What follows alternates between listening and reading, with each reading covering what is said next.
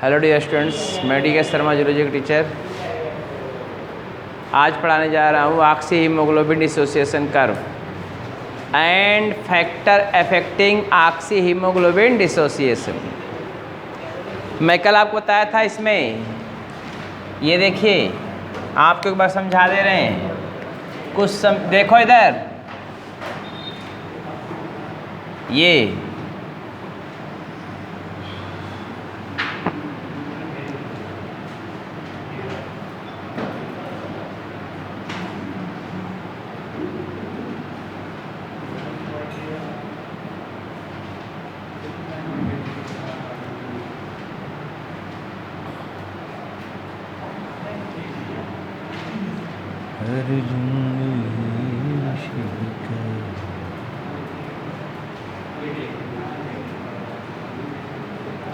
ये PO2 था,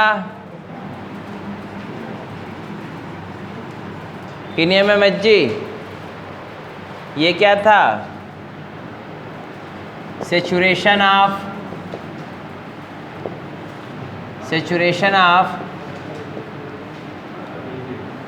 haemoglobin HB, percent of saturation of HB with O2। बोलिए ना, 25 mmHg प्रेशर पे 50% हीमोग्लोबिन सेचुरेट होता जाता है। बोलिए एक बार हाँ, क्या हाँ? 25 mmHg प्रेशर पे 50% हीमोग्लोबिन क्या हो जाएगा, सेचुरेट हो जाएगा। किससे? ऑक्सीजन से। हमारा हीमोग्लोबिन यहाँ है ना, हीमोग्लोबिन किससे सेचुरेट होगा? ऑक्सीजन से। कितने प्रेशर पे? 25 पे 50, 50 पे 80, 50 पे 80, 50 पे ये फिर बढ़ाए, आप क्या कर दिए? 50 कर दिए। कितना हो गया? ये 80। फिर आपने क्या किया? 100 कर दिया। 100 पे क्या हो गया? 100 पे 100% क्या होगा? सेचुरेशन हो गया। कितना हो गया? 100% सेचुरेशन हो गया। कोई प्रॉब्लम है? अरे बोलो यार हाँ या ना। 25 mmHg प्रेशर बताया आपने, हीमोग्लोबिन कितना हो गया सेचुरेटेड? क्या? किससे सेचुरेटेड? ऑक्सीजन से। किससे? ऑक्सीजन से। प्रेशर और बढ़ा दिया, 50 mmHg कर दिया। कितना हो गया? 80% हीमोग्लोबिन सेचुरेटेड हो गया, लगभग 80%। आग बुक में 78 दे रहा है तो 80 हो गया, वो मान लो अबाउट होता है। और फिर आपने इधर देखिए 100 पे कितना हो रहा है? 100।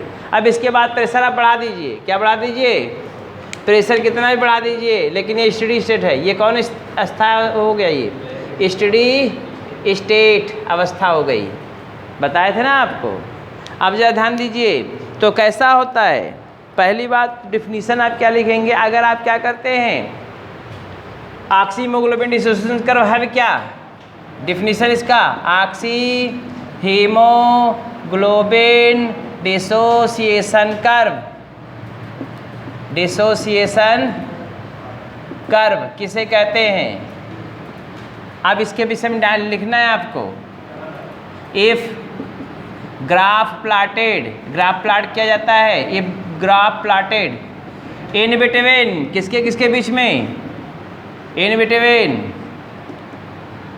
PO2 and percent of saturation of haemoglobin, पूरा लिख दें, ऑफ हीमोग्लोबिन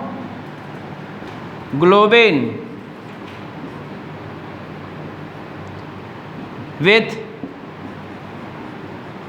O2 ऑक्सीजन से, तो क्या होगा? Sigmoid curve is obtain. क्या मिलेगा? Sigmoid curve sigmoid curve is obtained. पहली बात तो एक ऐसा मिल रहा है सिग्मॉइड कर्व, सिग्मॉइड को बोलते हैं यस शेप्ड। कैसा? Yes shaped. देख लीजिए ऐसा सिग्मॉइड कर्व, सिग्मॉइड कर्व मिलता है ना, सिग्मॉइड कर्व को बोलते हैं यस शेप्ड। यहाँ पे आप लिख सकते हो ऑब्टेन्ड, या ब्रैकेट में लिख लीजिए ऐसे इन्वर्टेड कामा में yes shaped, yes shaped curve मिलता है। बोलिए ना, कोई प्रॉब्लम है? मैंने कहा ऑक्सी हीमोग्लोबिन डिसोसिएशन कर्व है क्या?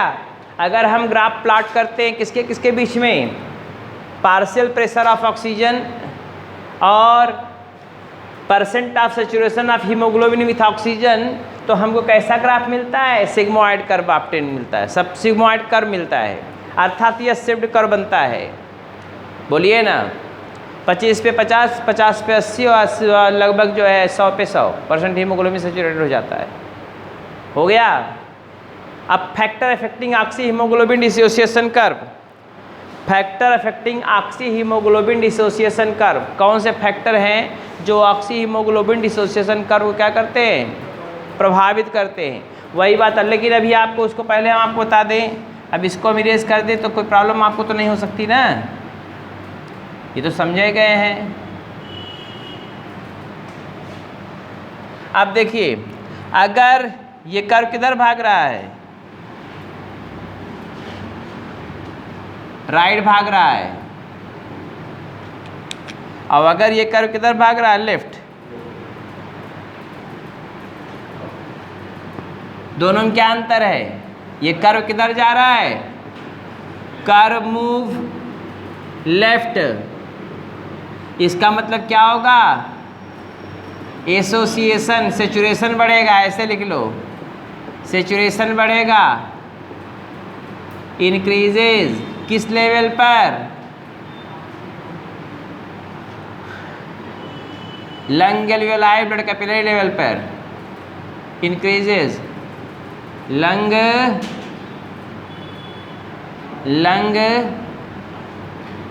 एल्वियोलाई लेवल पर, याद रखिएगा। और अगर कर्व किधर भाग रहा है? कर्व किधर भाग रहा है? Move right. बात तो बनी। अगर कर्व किधर भाग गया? राइट की तरफ भाग रहा है, कर्व मूव राइट, तो क्या होगा? कर्व अगर राइट भाग रहा है, कर्व मूव राइट, तो क्या होगा? Delivery of O2 occurs at किस पे?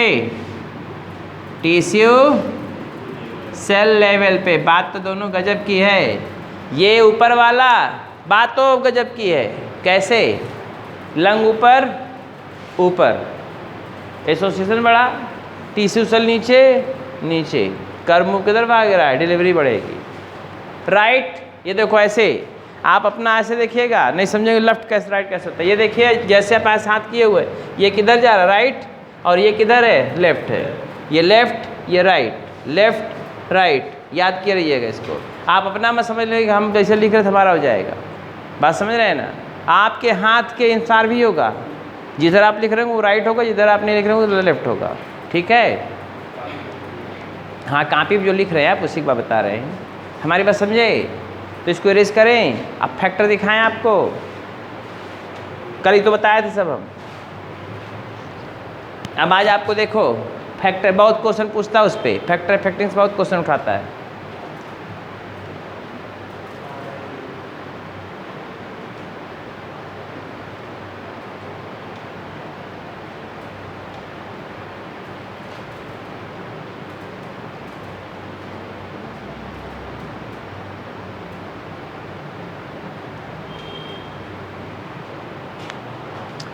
देखिए जरा गौर से देखिएगा, हम एक का दिखा दे रहे दूसरे का उल्टा हो जाएगा, दूसरे का उल्टा हो जाएगा। वैसे ही फैक्टर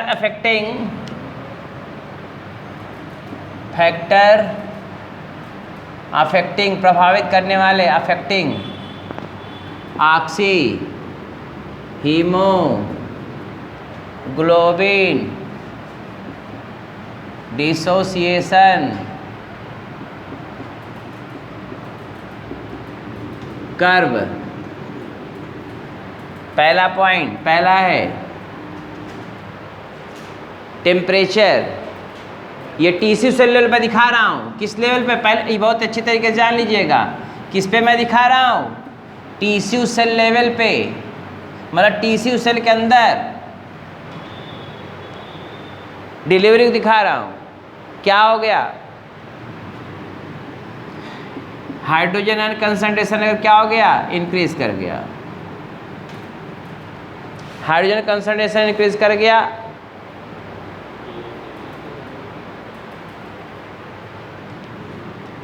पीएच डिक्रीज कर गया। बात तो गजब की है। टेम्परेचर इंक्रीज कर गया,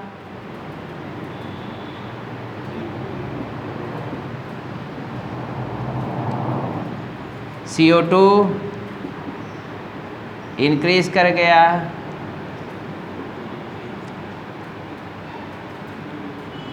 O2 डिक्रीज कर गया। हालांकि 2,3 डाइफॉस्फोग्लिसराइड भी है, लेकिन अभी आप कहेंगे सर जी आप इतने इंटरेस्टेड नहीं है, लेकिन आपको जानना चाहिए ये बात। छठा है 2,3 डाइफॉस्फोग्लिसरेट।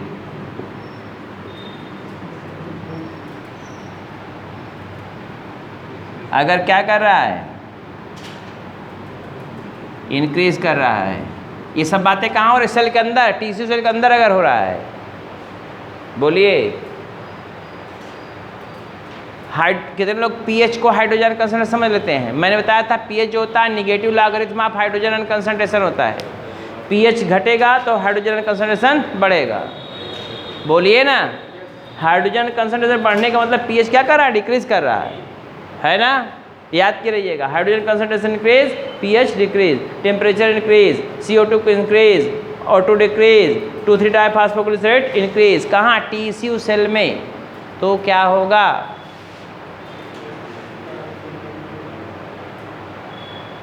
तो क्या होगा? ये देखो, कर्व मूव राइट। कहाँ लेफ्ट हो जाएगा भैया? Curve move right.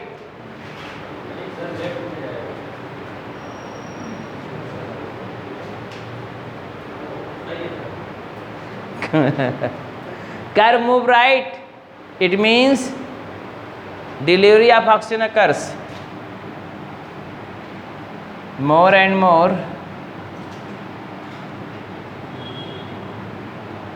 delivery of O2 occurs in tissue cell।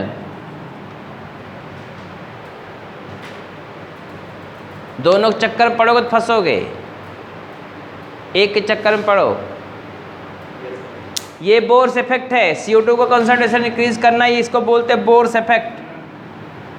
ये बोर्स इफेक्ट है, BOHR बोर्स इफेक्ट। जब CO2 का कंसंट्रेशन बढ़ता है तो ऑक्सीजन की डिलीवरी बढ़ती है। इसी को बोर्स इफेक्ट कहते हैं।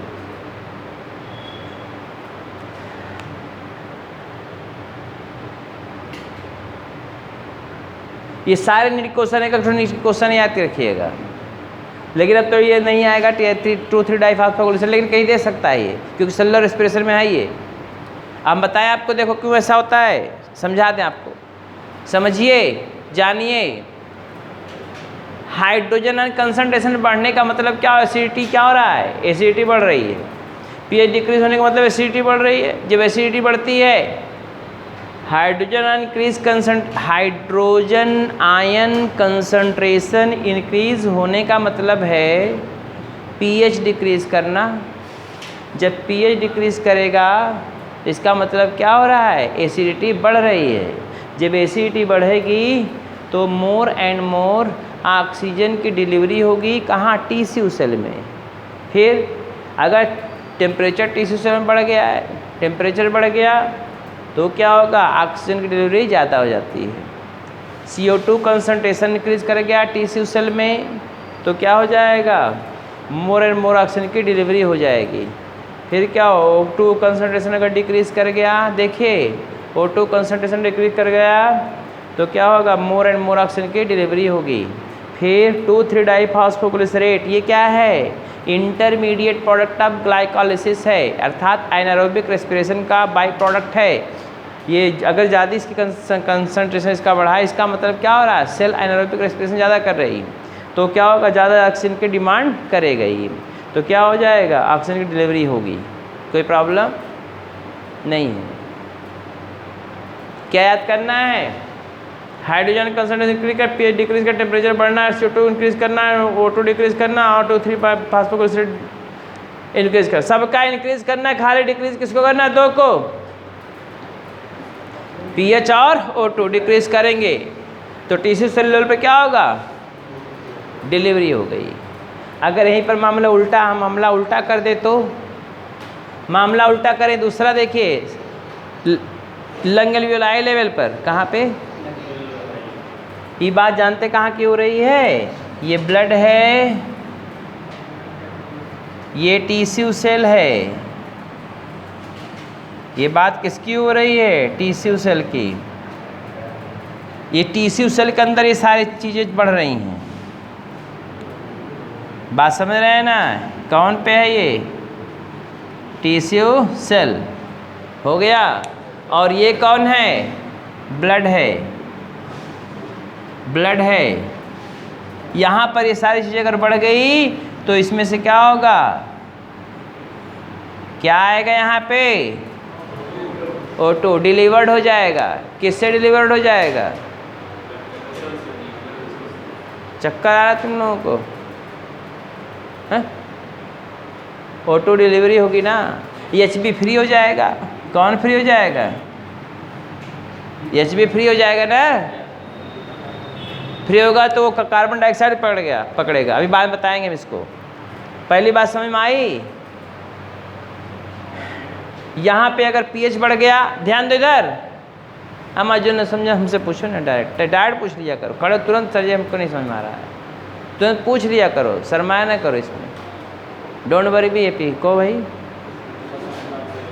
इधर देखो, यहाँ पे pH अगर घट गया, हाइड्रोजन कंसंट्रेशन बढ़, टिश्यू सेल में हाइड्रोजन कंसंट्रेशन बढ़ गया, pH डिक्रीज कर गया, टेम्परेचर बढ़ गया, CO2 का कंसंट्रेशन डिक्रीज कर गया, O2 का कंसंट्रेशन डिक्रीज कर गया, 2,3-डाइफॉस्फोग्लिसरेट कंसंट्रेशन डिक्रीज कर गया, तो क्या होगा, कुछ तो होगा ही ना, क्या होगा, हीमोग्लोबिन में, इधर देखिए ब्लड में से ऑक्सीजन कहाँ आ जाएगा, टिश्यू सेल में। बात खत्म हुई कि अभी शुरू हुई है, शुरू हुई है, अभी बात खत्म होना है। फिर उल्टा करेंगे, अभी आप उल्टा करेंगे, इरेज करें, बोलिए,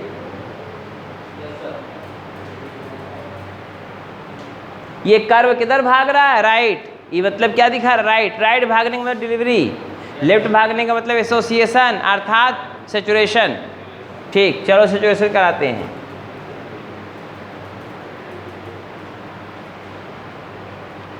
एक का याद करे, दूसरा हम बता दे रहे भले आपको, लेकिन आप एक का याद करिएगा।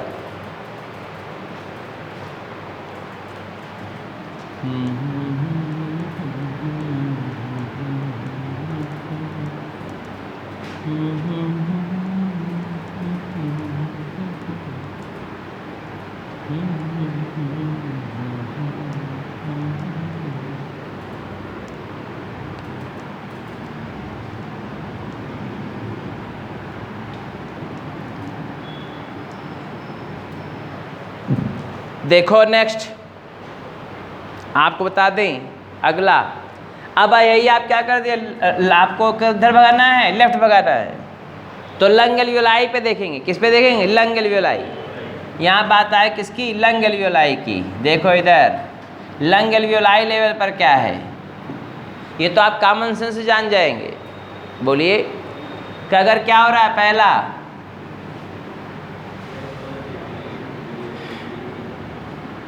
पीएच क्या होगा, हाइड्रोजन आयन कंसंट्रेशन क्या करेंगे, डिक्रीज कर देंगे, पीएच इंक्रीज कर देंगे, पीएच क्या करेंगे, इंक्रीज कर देंगे, टेम्परेचर थोड़ा सा लो कर देंगे, टेम्परेचर क्या हो गया, लो हो गया,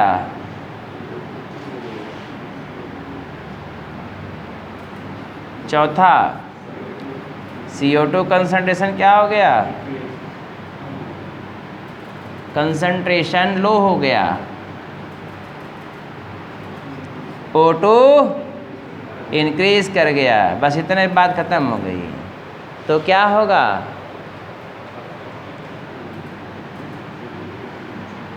कर्व किधर भागेगा, curve move left. It means क्या होगा, ऑक्सी हीमोग्लोबिन फॉर्मेशन होगा। बोलिए ना, मोर एंड मोर। बोलिए गलत है सही है, ऐसे पढ़ डालो, जक्कास बिंदास। एक भी क्वेश्चन वायरस नहीं आएगा बेटा, गारंटी इसकी है, गारंटी नहीं फुल गारंटी है। अगर समझ में आ गया तो, नहीं समझ में आया तो दाल चावल खा के और आलू को भरता बना के चोखा खा के सो जाओ। हो गया। अब पनीर के रसेदार, पनीर टिक्का मसाला हो गया।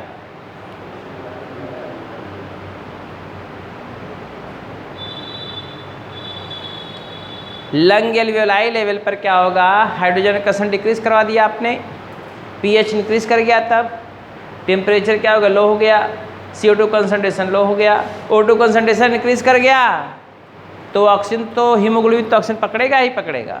तो कर्व किधर भागेगा, लेफ्ट, या इधर भागेगा लेफ्ट। तो एक को याद करिए, दूसरे को भूल जाइए ना, चाहे इसको याद कर लीजिए चाहे उसको याद कर लीजिए। वो टिश्यू सेल लेवल पर है और ये किस लेवल पे, लंग एल्वियोलाई लेवल पर। दो जगह पे आपको देखना है, दोनों जगह पे आप देखना। अगर दोनों जगह कहीं फंसे आप और दोनों चक्कर में अगर फंसे तो कन्फर्म एक क्वेश्चन गलत होगा ही होगा। आपको एक याद करना है, चाहे इसको याद कर लीजिए उसको भूल जाइए तो इसका उल्टा करना है वहाँ पे, उसको याद कर लीजिए इसको भूल जाइए तो उसका उल्टा करना है वहाँ पे। बात खत्म आ गई, बात समझ में आई। दोनों चक्कर पड़ेंगे, दोनों दिमाग में रहेगा नहीं। इरेज करें, बोलिए, oxy haemoglobin dissociation curve.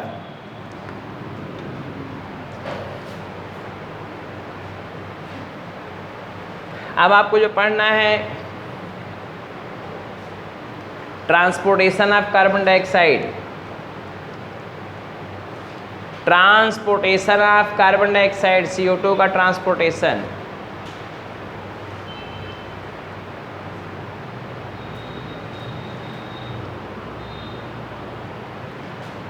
CO2 का ट्रांसपोर्टेशन।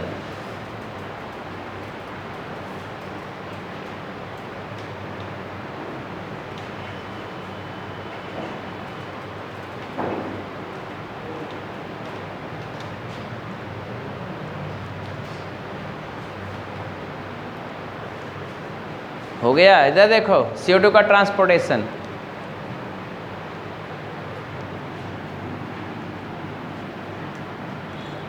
CO2 का ट्रांसपोर्टेशन देखो, दूसरा है, वो तो ऑक्सीजन का था, दूसरा है transportation of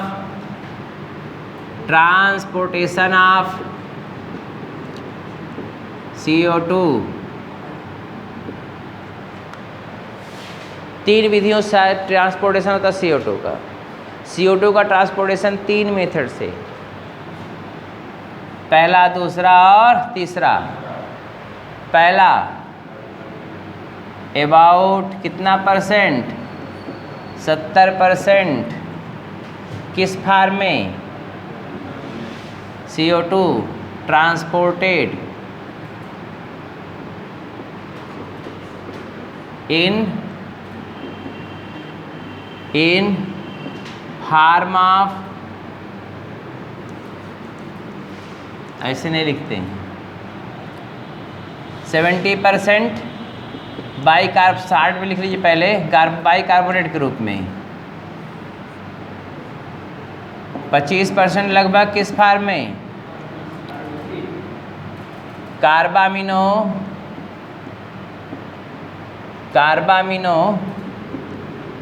haemoglobin,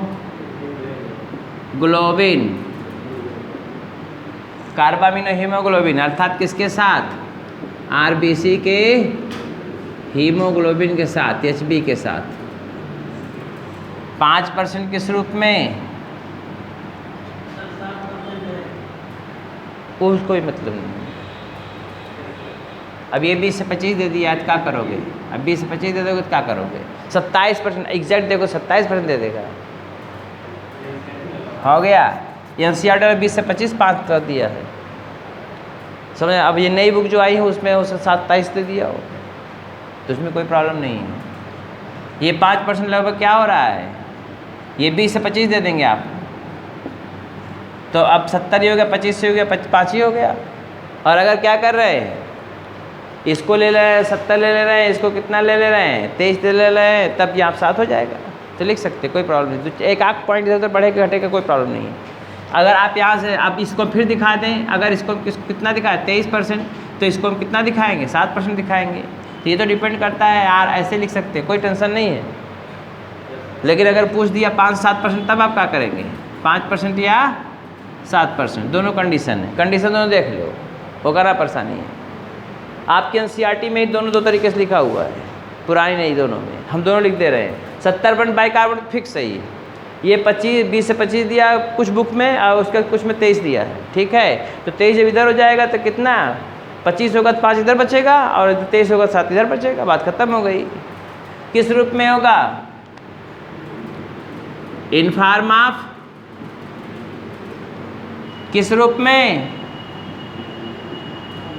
carbonic acid के रूप में, किस रूप में, कार्बोनिक एसिड के रूप में जाएगा। तो आप 5-7%, 20 से 25 से 23% लिख लो, बात हो गई ख़त्म। ये तो मैंने बताया परसेंट, एक क्वेश्चन 23 आपको मिल जाएगा, पहले क्वेश्चन नहीं था आपको मिल गया, हमारी बात समझे। क्वेश्चन पूछेगा कितना % बाइकार्बोनेट ग्रुप में जाता है, और वो भी 2, NaSCO3 और KSCO3, ये मोर है, ये थोड़ा लेस है, मोर ये होगा, मतलब अर्थात पहले नंबर पे ये, दूसरे नंबर पे ये। आपसे कोई पूछे कि सोडियम बाइकार्बोनेट में जाता है कि पोटेशियम बाइकार्बोनेट के रूप में, फिर देखो नीचे क्वेश्चन है, सोडियम बाइकार्बोनेट के रूप में कि पोटेशियम, तो सोडियम बाइकार्बोनेट के रूप में ज़्यादा जाता है, समझे। कार्बन डाइऑक्साइड का ट्रांसपोर्टेशन जो होता है 70% बाइकार्बोनेट के रूप में होता है, तो या तो सोडियम बाइकार्बोनेट के रूप में जाए, तो पोटेशियम बाइकार्बोनेट के रूप में जाए, जाना तो है, तो जाए तो हमको क्या प्रॉब्लम है यार, जाएगा। इधर कार्बामिनो हीमोग्लोबिन के रूप में जा रहा है 20 से 25% या 23%, जैसा तू चाहो ऐसा लिख डालो, 20 से 23% या 20 से 25%। कार्बामिनो हीमोग्लोबिन के रूप में, कार्बामिनो हीमोग्लोबिन के रूप में जाता है, अर्थात आरबीसी के एचबी के साथ रिएक्ट करके जाता है, ठीक है। बचा कितना %, 5 से 7%, किस रूप में, इन form of carbonic acid group, किस रूप में, इन फॉर्म ऑफ कार्बोनिक एसिड के रूप में। कोई प्रॉब्लम है अभी, ये जाता है, ट्रांसपोर्ट होता है, इरेज करें, बोलो नहीं।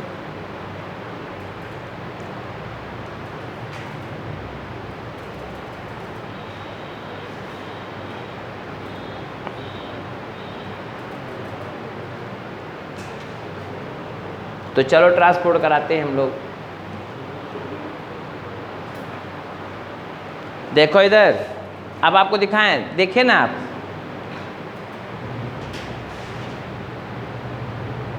देखिए अगर ये समझ में आएगा तो बहुत काम करेगा। नहीं ज़्यादा, पहले बना देते हैं। पहला है इन फॉर्म ऑफ बाइकार्बोनेट्स बाइकार्बोनेट्स के रूप में। हो गया।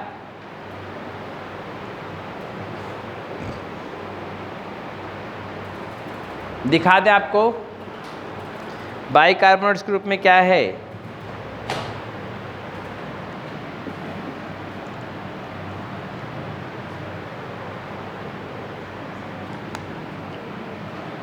CO2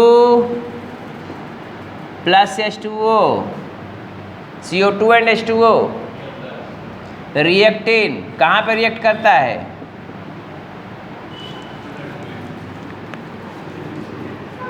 देखो कहाँ रिएक्ट करता है वो रिएक्शन, वही हेडिंग का रिएक्शन देखना है आपको। हम आपको यहाँ दिखा दे रहे सीधा सीधा, ये कुल दिखा दे रहे, आपको समझ में आ जाएगा।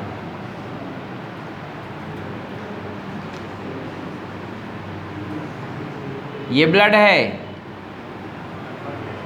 ये ब्लड आरबीसी है। देखो ये है ये सेल है, टिश्यू सेल है। ये कौन है? टिश्यू सेल है। कौन है? Tissue cell. यहाँ पे कौन है? आरबीसी है। अगर समझ में आ गया तो आपको तब समझ में आ जाएगा। यहाँ से कौन बना? CO2। ग्लूकोज जब ऑक्सीडाइज होता है तो CO2 H2O बनता है ना।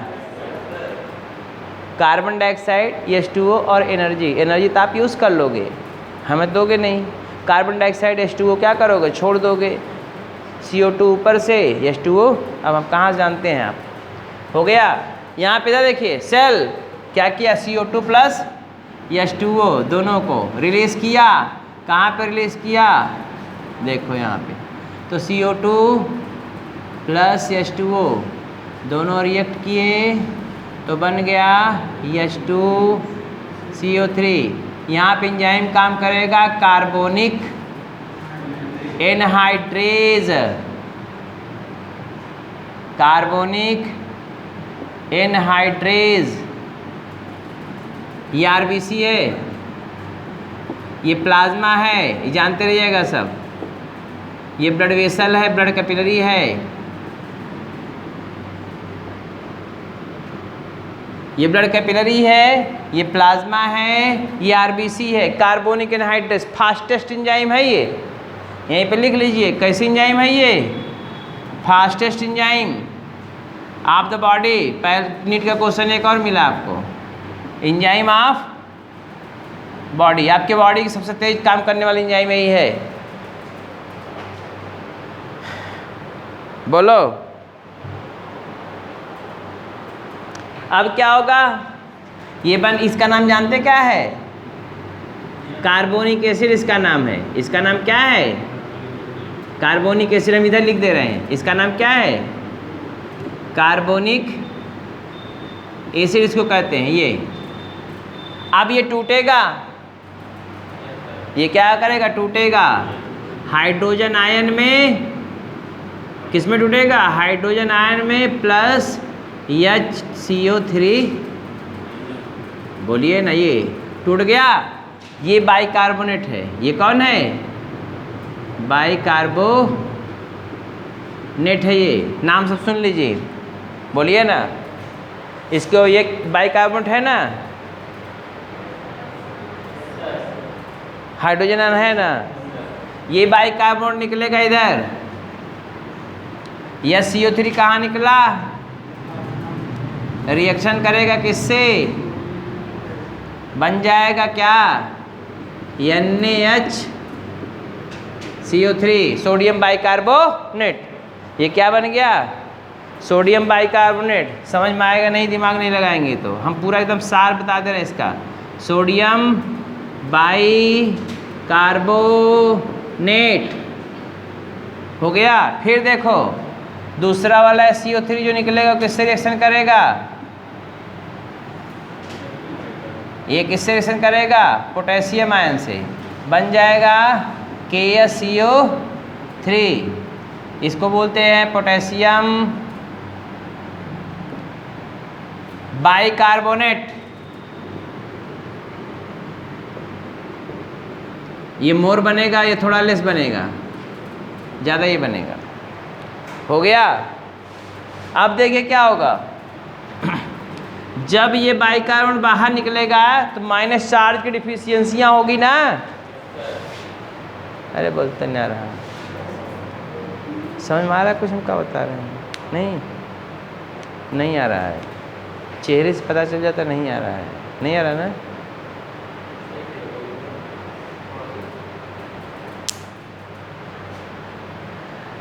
अच्छा ठीक है, देखो इधर समझा दें आपको। इधर देखिए, ये टिश्यू सेल है। पहले जब यहाँ समझोगे तब समझ में आएगा। नहीं, क्या है टिश्यू सेल? टिश्यू सेल में ग्लूकोज का जब ऑक्सीडेशन होता है तो क्या बनता है? CO2 H2O बनता है, इतना जानते हैं ना?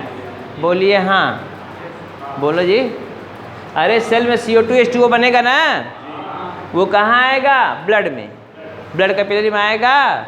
जब ब्लड कैपिलरी में आएगा तो RBC में प्रवेश कर जाएगा। कहाँ प्रवेश कर जाएगा? RBC। CO2 H2O रिएक्शन करेगा किसकी उपस्थिति में? कार्बोनिक एनहाइड्रेज की उपस्थिति में। तो क्या बनेगा? H2CO3, जिसका नाम है कार्बोनिक एसिड। समझ में आया? अब ये कार्बोनिक एसिड टूट जाएगा अपने आप, हाइड्रोजन आयन में बाइकार्बोनेट आयन टूटा। जब बाइकार्बोनेट आयन में टूटेगा तो ये क्या करेगा? ये देखो, बाइकार्बोनेट कहाँ निकलेगा? बाहर। बाइकार्बोनेट आयन बाहर जब निकलेगा तो एक माइनस, ऐसा देखिए यहाँ पे निकलेगा तो यहाँ पे सोडियम इसका इंतजार कर रहा होता है, पोटेशियम इसका इंतजार कर रहा होता है ब्लड प्लाज्मा में। ये इससे रिएक्शन करेगा तो NaCO3 बन जाएगा, पोटेशियम से रिएक्शन करेगा तो KCO3 बन जाएगा। सोडियम से रिएक्शन किया तो सोडियम बाइकार्बोनेट बना, पोटेशियम से रिएक्शन किया पोटेशियम बाइकार्बोनेट बना। पूरा समझ में आया? अब देखो, जब ये माइनस चार्ज निकलता है तो माइनस चार्ज की डिफिशियंसियाँ होगी इसमें। बफर सिस्टम मेंटेन रखना है। बफर सिस्टम हमेशा क्या रखना है? मेंटेन। कार्बोनिक एसिड बाइकार्बोनेट का बफर हमेशा मेंटेन रहता है। ऑक्सी हीमोग्लोबिन हीमोग्लोबिन बफर में मेंटेन रहता है।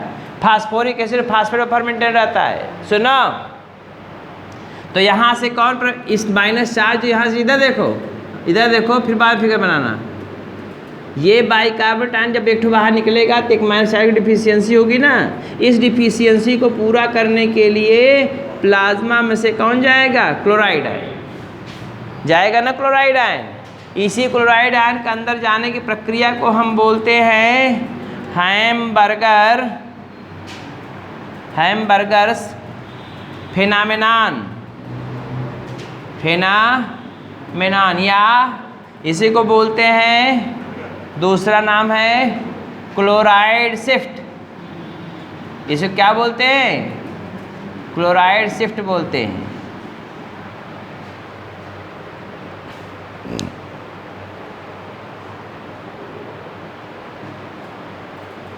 अब इसको आप बना सकते हैं।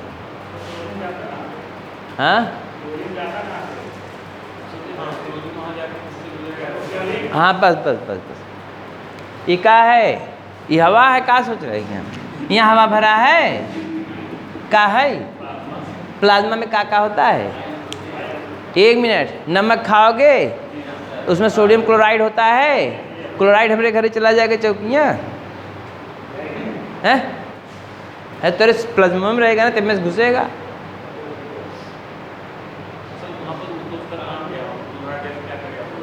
बफर सिस्टम मेंटेन करेगा, माइनस चार्ज कमी ना होना पाए। यहाँ पे एसिडिटी बढ़ जाएगी ना, अरे सॉरी बेसिडिटी बढ़ जाएगी। अब माइनस चार्ज की डिफिशियंसी हो रही ना, तो हाइड्रोजन कंसंट्रेशन बढ़ जाएगा, तो इसका मतलब एसिडिटी बढ़ जाएगी। अगर माइनस चार्ज कमी हुई तो यहाँ पे हाइड्रोजन कंसंट्रेशन बढ़ गया तो एसिडिटी बढ़ जाएगी, तो बफर सिस्टम डिस्टर्ब हो जाएगा। अब बफर सिस्टम डिस्टर्ब होना आदमी के लिए काल होता है। बोलिए सिकंदर, समझ में आया तुम्हें पूरा? और अजय कुमार, तुम्हें समझ में आया?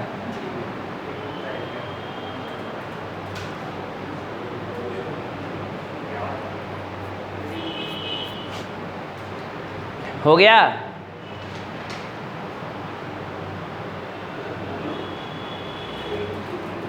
पूछ तो ना, जो पूछना पूछो।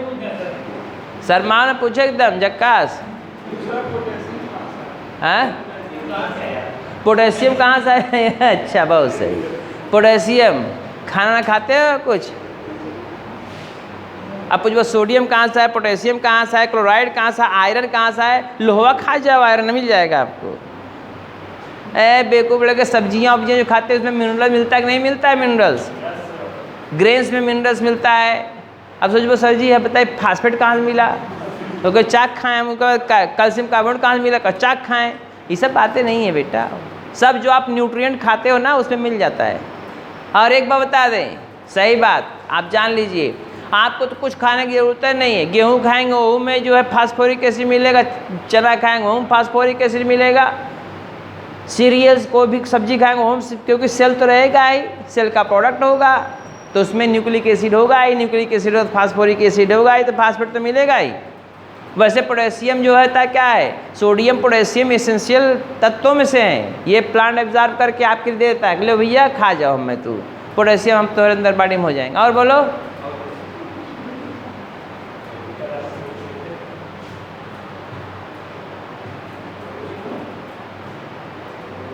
और कुछ सोच रहे हो? सोचो कभी कहा ऐसे बन गया, कुछ एक बारी कहा ऐसे बन गया। अरे ब्लड वेसल, कितना मोटा ब्लड वेसल होता है? नहीं, इतना मोटा ब्लड वेसल आपको समझाने के लिए है बेटा, समझ रहे ना? हुआ?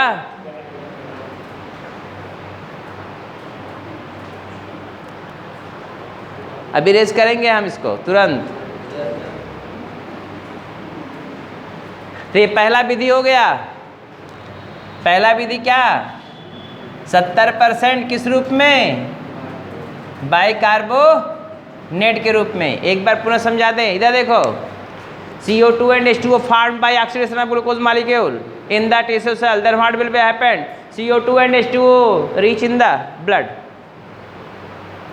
in the RBC, where CO2 and H2O react with in presence of carbonic anhydrase. CO2 and H2O react in presence of carbonic anhydrase, fastest enzyme of the body. Then what will be happen? H2CO3 formed, carbonic acid formed. This carbonic acid break down into bicarbonate ion and hydrogen ion.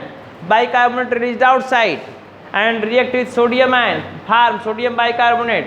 Yes, CO3 minus react with potassium ion, form potassium bicarbonate. When bicarbonate ion released outside from the RBC, then what will be happen? Minus charge deficiency occurs in the RBCs. Then what will be happen? See here, chloride ion enters the RBC for maintaining the buffer.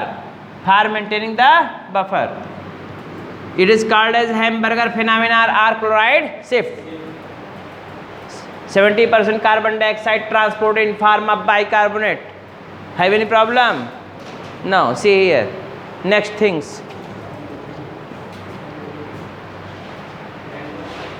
Erase करें। Hamburger scientist थे, नहीं पूछ लो, hamburger scientist थे, उन्हीं के सम्मान में hamburger कहा जाता है बेटा, पूछ लो, टेंशन न लो। अब फिर पूछो कार्बन डाइऑक्साइड क्या निकल रहा है, ऑक्सीजन क्या नहीं निकला, यो पूछो एक बार, जा दो।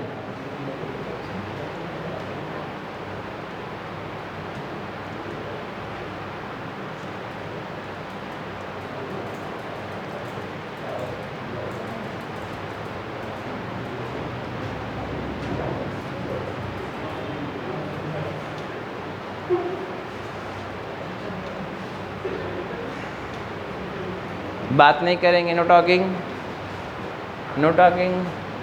नेक्स्ट, दूसरा,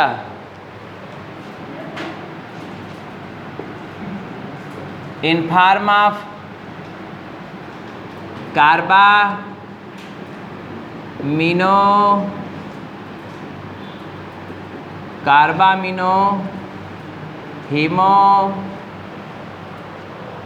कार्बामिनो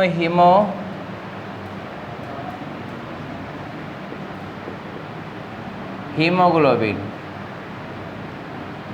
आधे बोर्ड का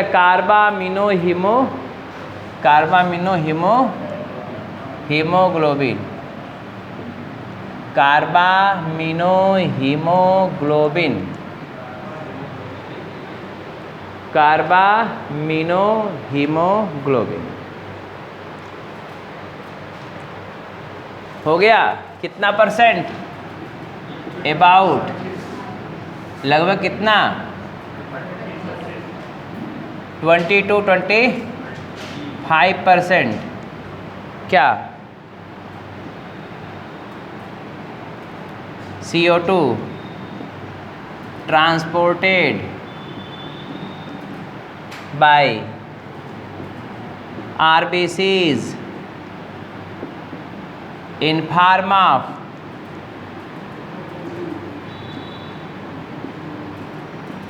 कार्बामिनो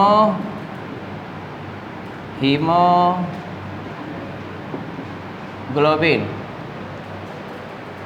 हो गया। तो क्या करेंगे? HbNH2 हीमोग्लोबिन का NH2 ग्रुप, अब बुक में नहीं लिखा हम लेकिन समझा दे रहे हैं। हीमोग्लोबिन का NH2 ग्रुप रिएक्शन करेगा किससे? CO2 से। किससे रिएक्शन करेगा? CO2 से। बन जाएगा क्या? HbNH। ऐसे रिवर्सिबल रिएक्शन दिखाते हैं क्योंकि बाद में टूट जाता है। HbNH(COOH), ये कार्बामिनो हीमोग्लोबिन हो गया। HbNH(COOH), ये हो गया कार्बामिनो हीमोग्लोबिन। क्या हो गया? कार्बामिनो हीमोग्लोबिन,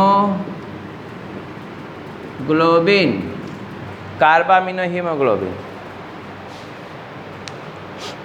हो गया। कार्बामिनो हीमोग्लोबिन अब इस ग्रुप में ट्रांसपोर्ट कर देगा, CO2 को छोड़ देगा, फिर HbNH2 बन जाएगा। फिर बचा कितना? तीसरा, अबाउट कितना परसेंट?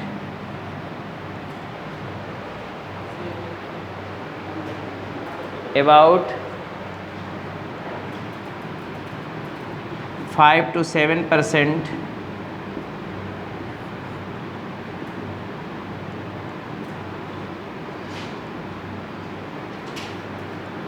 कार्बोनिक एसिड ग्रुप में ऐसे लिख लो,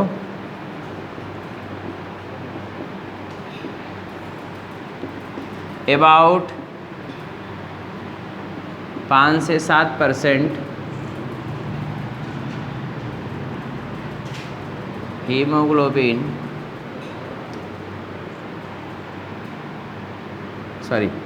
5% CO2 transported in form of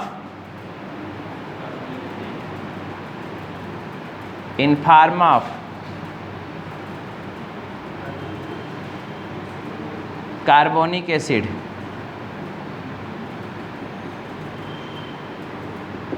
carbonic acid group में।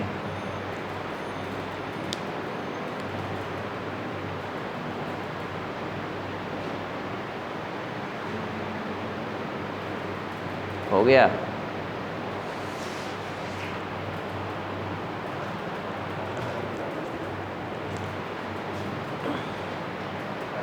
इरेज करें?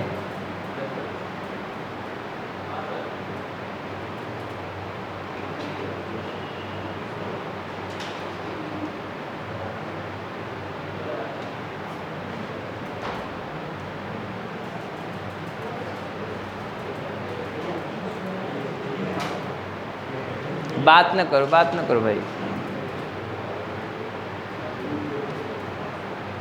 क्लास में प्रेम और सौहार्द का माहौल बनाए रखें, ज़्यादा बेटर होगा। किसी का मज़ा मत लीजिए।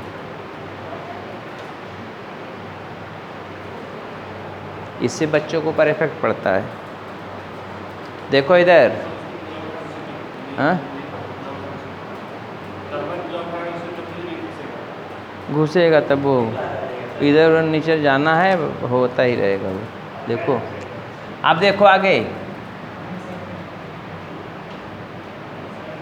Regulation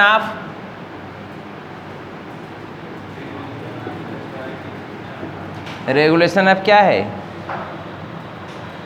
regulation of respiration.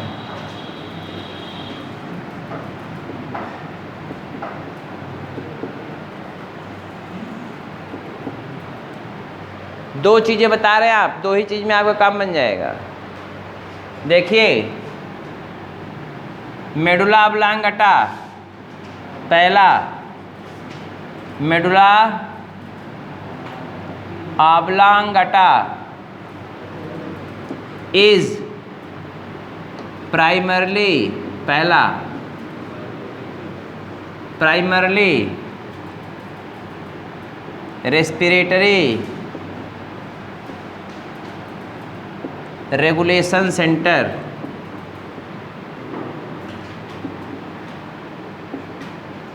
Where, जहाँ पे क्या प्रेजेंट होता है, respiratory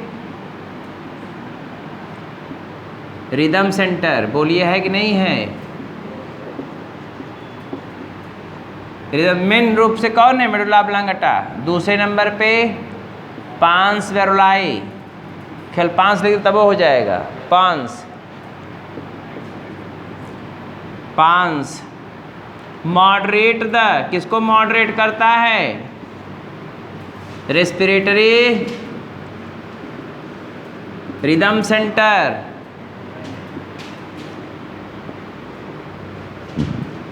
respiratory rhythm centre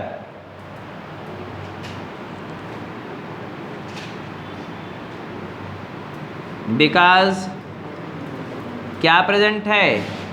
pneumotaxic centre present here. यह देखो question, pneumotaxic centre present here.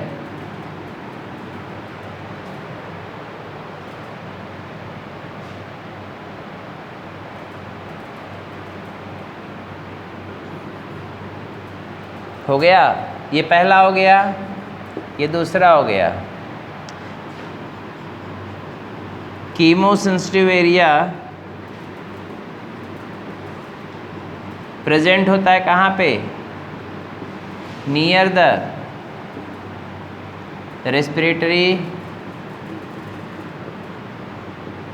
Respiratory rhythm centre.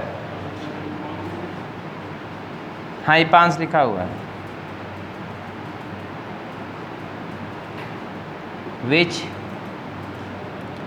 stimulate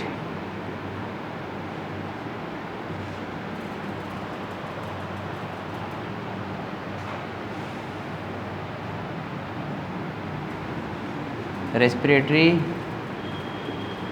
rhythm center।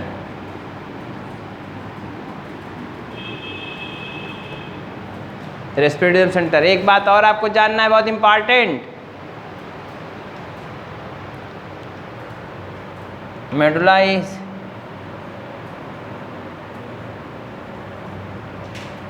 Sensitive होता है किसके लिए? Sensitive for CO2 plus CO2 and hydrogen ion concentration.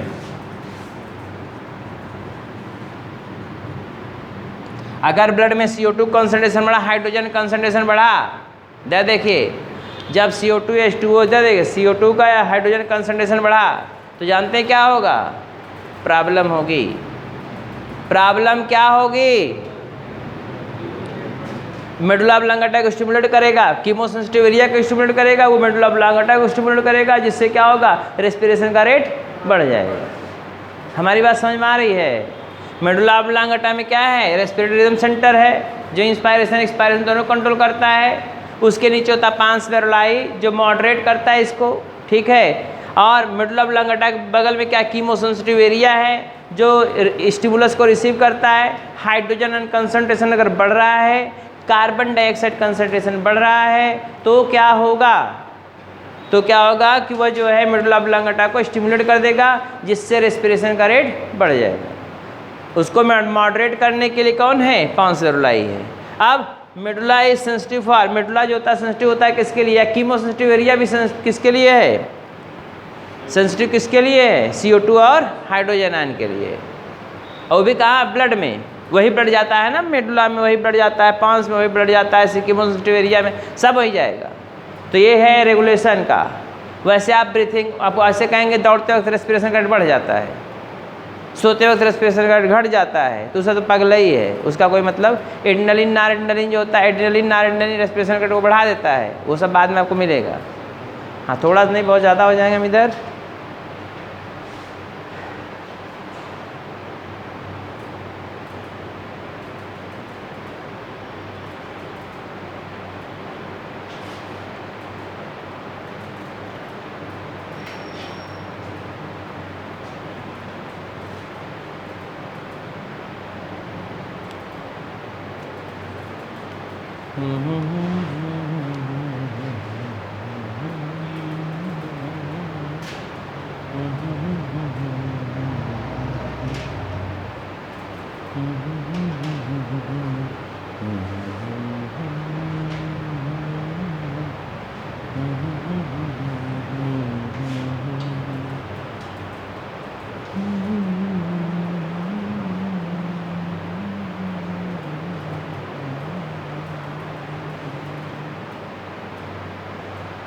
हो गया भाई?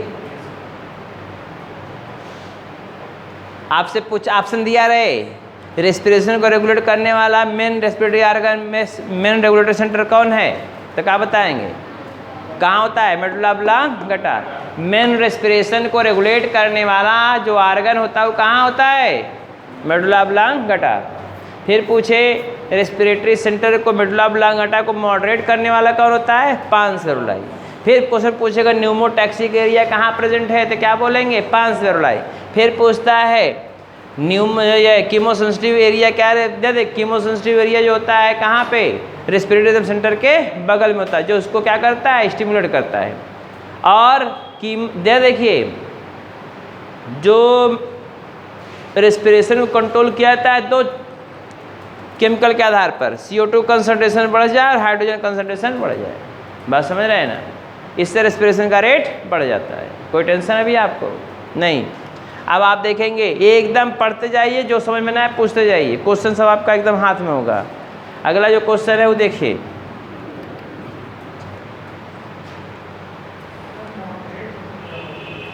मध्यम करना, तेज हो जाए तो उसको कम कर देना, बहुत कम हो तेज कर देना, तो हो गया ना। मॉडरेट मतलब मध्यम। समझ में आ रहा हो?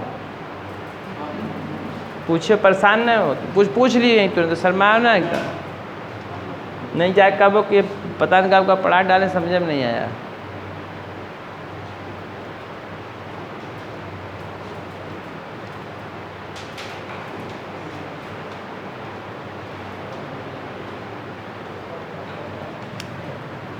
आज रेस्पिरेशन भी ख़त्म कर दें आज।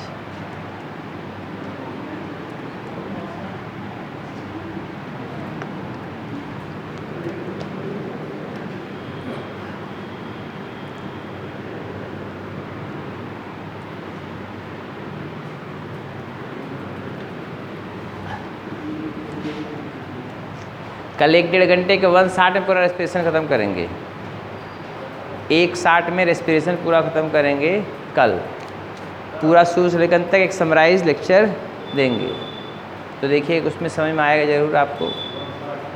हाँ 1:60, यह देखो 1.5 घंटा लगेगा कम से कम उसको समझाने। इधर देखो, नेक्स्ट है डिसऑर्डर, शायद ये होगा और कुछ है,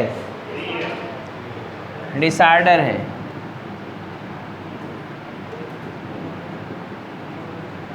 पहला अस्थमा है,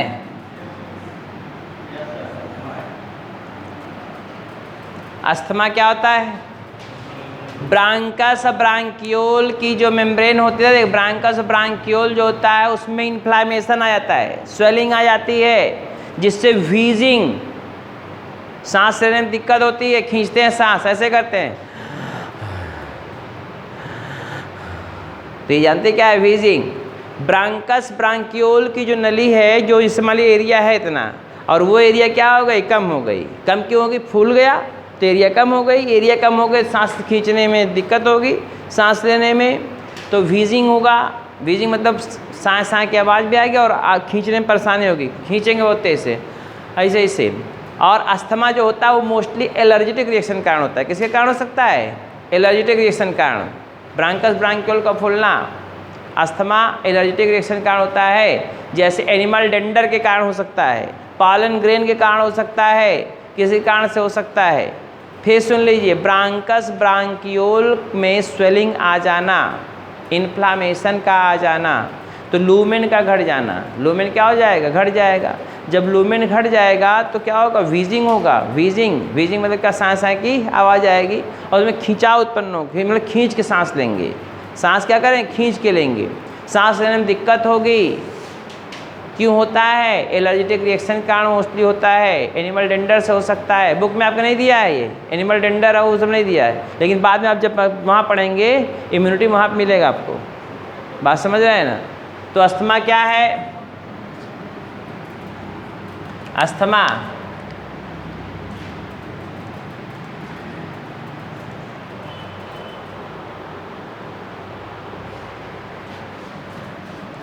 swelling of inflammation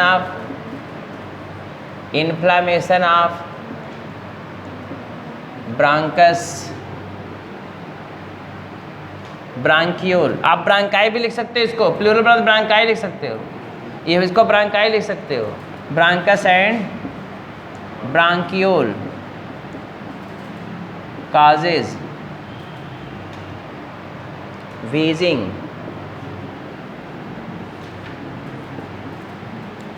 सांस खींच के लेना, wheezing, suffocation,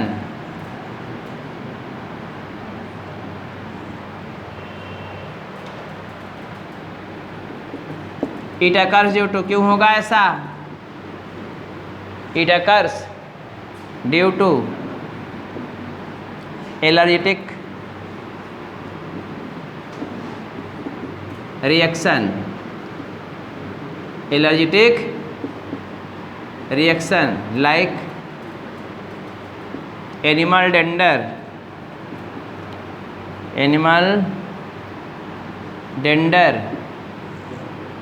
pollen grain, animal dander, pollen grain, etc. कुछ भी हो सकता है, इसकी गारंटी मैं नहीं लूँगा। बुक में आपके नहीं दिया हुआ ये, लेकिन आज बाद में मिलेगा आपसे 12th में। हो गया? मैंने कहा इन्फ्लामेशन ऑफ ब्रांकस और ब्रांकियोल। ब्रांकस को ब्रांकाई कह सकते हैं प्लूरल में जब लिखेंगे तो। जब इसमें इन्फ्लामेशन होगा तो सांस सब खींच के लेना पड़ेगा, समझ रहे हैं? वीजिंग होगा। जब सांस खींच के लेंगे तो प्रॉब्लम होगी। तो ऐसे ही देखिए, सफोकेशन होगा। सफोकेशन मतलब क्या होगा? सफोकेशन मतलब सांस फूलेगी। और क्या था? देखिए, it occurs due to allergitic reaction. ये अधिकतर अस्थमा जो होता है एलर्जिटिक रिएक्शन के कारण होता है। क्या? जैसे एनिमल डेंडर, जो एनिमल का डेंडर होता है जिसको बोलते हैं रूसी होता है, जैसे हम लोगों में डेंड्रफ होता है वैसे एनिमल का जो रूसी होता है, जो समझ रहे हैं ना? जो ब्यूटी पार्लर में से निकल कुत्ते उत्ते आए रहते हैं, देखेंगे नहीं देखे हैं? पूरा खौर कर रहे हैं, वही आप घर पाले हुए हैं, खौर कर रहे हैं, उसमें निकलेगा वो एलर्जिटिक रिएक्शन काज करता है। और पॉलन ग्रेन, जैसे पार्थिनियम मिलानोकार्पा वगैरह देखे हैं, इसमें से जो पॉलन ग्रेन निकलता है वो तो सीधा के एलर्जी काज करता है। मोस्ट अनवांटेड वीड है ये, इंडिया का ही नहीं पूरे विश्व में फैला हुआ है। पहला हो गया। दूसरा डिजीज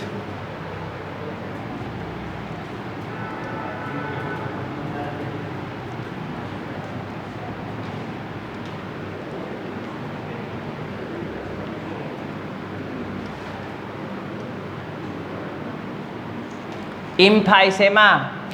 दूसरा इम्फाइसेमा, ये क्या होता है? इम्फाइसेमा किसे कहते हैं?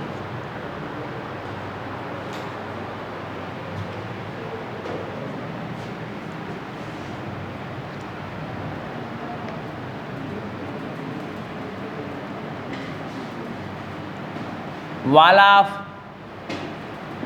लंग एल्वियोलाई,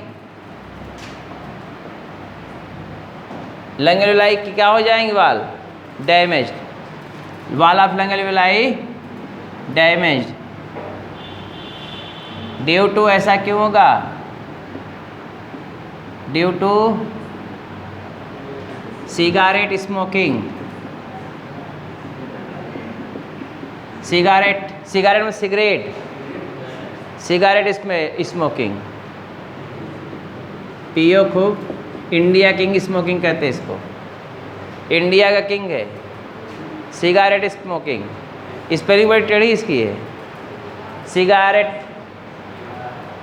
सिगरेट है वो, सिगारेट स्मोकिंग। इससे क्या होगा? लंग वाल क्या हो जाएंगे? डैमेज जाएंगी। बोलिए, लंग वाल डैमेज हो जाएंगी तो क्या होगा? फायदा तो होगा ही, लाइफ स्पान कम हो जाएगा। कुछ परेशानी क्या आप लोगों को? हाँ तो ठीक तो है, तो उनसे कल हाँ फायदा तो रोज़ एक ठो लिया करो। मैं तो हूँ क्या परेशानी? एक तो मुँह लिया करो रोज़, दिन भर में 5-6 ठो लो, जितना ले इतना फायदा हुई है। 10 ठो लो तब एक पैकेट मार जाओ, का प्रॉब्लम है? इधर देखो, बाद में क्या होगा? लंग कैंसर भी हो सकता है। इवन क्या हो सकता है? Lung cancer.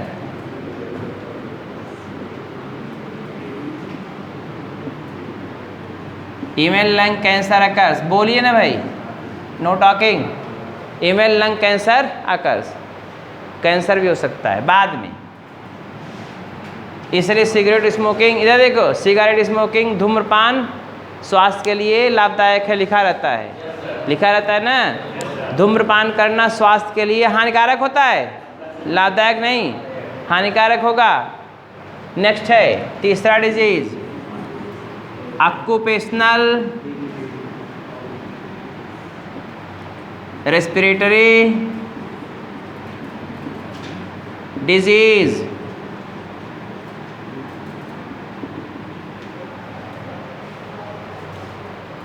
Occupational respiratory disease, इसमें क्या होता है?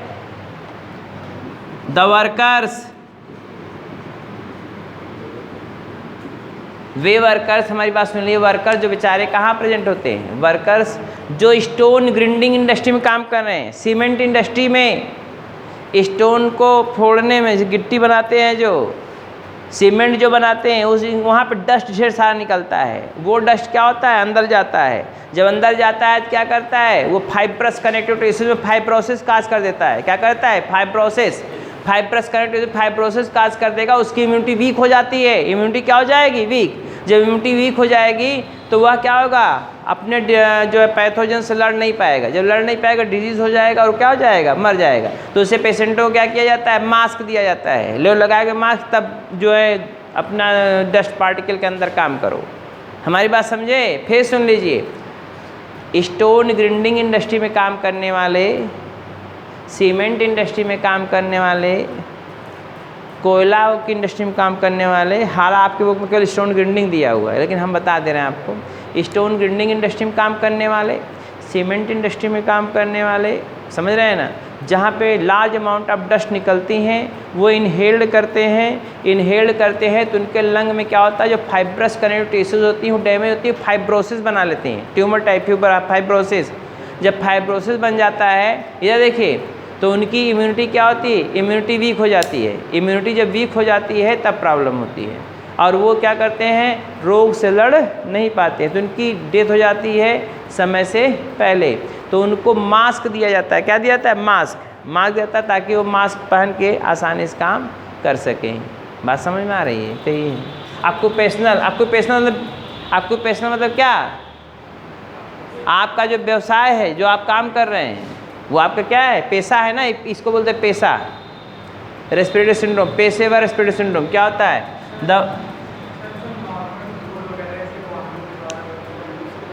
बहुत प्रभाव पड़ता है, लेकिन उन्होंने दिन भर वहीं रहते हैं तो उनको प्रॉब्लम ज़्यादा होती है। हम लोग मान थोड़ा देर गए, ट्रक जा रही है, धूल में उड़ गया, तो हम लोग को इफेक्ट पड़ेगा ही उसका। और लेकिन वो जो बेचारे दिन भर रात भर वहीं काम करते, उनके लिए क्या है? उनको ज़्यादा इफेक्ट पड़ेगा ना। पोल्यूशन तो सबको काज करता है, प्रॉब्लम क्रिएट करता है, लेकिन उसको ज़्यादा। The workers who works in, जो कहाँ काम करते हैं? Works in stone grinding industry, stone grinding industry,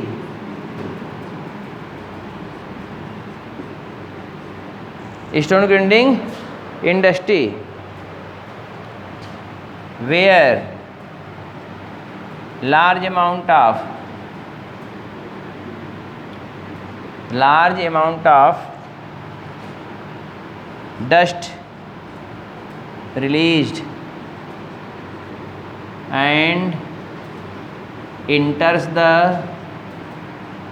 lung, तो क्या कस करेगा? causes damage of fibrous connective tissues, fibrous connective tissue, या इसी को बोलते हैं फाइब्रोसिस। क्या बोलते हैं? फाइब्रोसिस। हो गया। इम्यूनिटी इनकी क्या होती है? Immunity becomes weak, immunity becomes क्या हो जाएंगी? Weak, immunity becomes weak, immunity weak हो जाएंगे।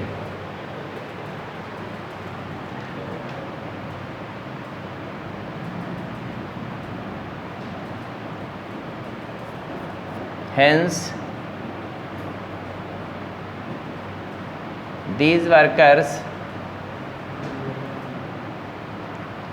are provided by किसके द्वारा? With mask. मास्क लगा के काम करो ताकि कुछ दिन बाद मरो। हो गया। ये आपके 3 डिजीज़ हैं, समझ में आई बात? इसके अलावा ट्यूबरकुलोसिस तो सब बैक्टीरिया के द्वारा होता है, तो उसका यहाँ पे जिक्र करने की जरूरत नहीं है। टीबी के द्वारा इधर देखो, ट्यूबरकुलोसिस माइकोबैक्टीरियम ट्यूबरकुलोसिस बैक्टीरिया के द्वारा होता है। लंग का डिजीज़ है, न्यूमोनिया लंग का डिजीज़ है। कोविड-19 भी आया था लंग का, लेकिन ये सब पैथोजन के द्वारा होता है। बात समझ? लंग का डिजीज़ लेकिन वो भी है, ब्रांकस का होगा, कोई ब्रांक्योल का होगा। सार्स है, severe acute respiratory syndrome. Tuberculosis भी लंग का डिजीज़ है, न्यूमोनिया भी लंग का डिजीज़ है। Tuberculosis, pneumonia, tuberculosis, pneumonia, SARS, severe acute respiratory syndrome, कोविड-19, ये सब रेस्पिरेटरी ट्रैक संबंधित डिजीज़ हैं और सब आदमी किल करने की क्षमता रखते हैं। कोविड-19 को बताने की जरूरत है नहीं, सब लोग आप लोग आँखों से देखे हुए हैं। बात समझ में आई? तो ये प्रॉब्लम्स हैं सब। ये रेस्पिरेटर का चैप्टर ख़त्म हुआ। कल हम एक समराइज लेक्चर इस पर बता देंगे, फिर एक बार पूरा एकदम ऐसे क्लू, ठीक है? समझ में आ जाएगा तो अच्छी बात है। जो समझ में ना आए वो आप पूछ लिया करें, ये आप लोग की जिम्मेदारी है। मेरी जिम्मेदारी पढ़ाना है। चलते हैं, फिर मिलेंगे कल। बाय।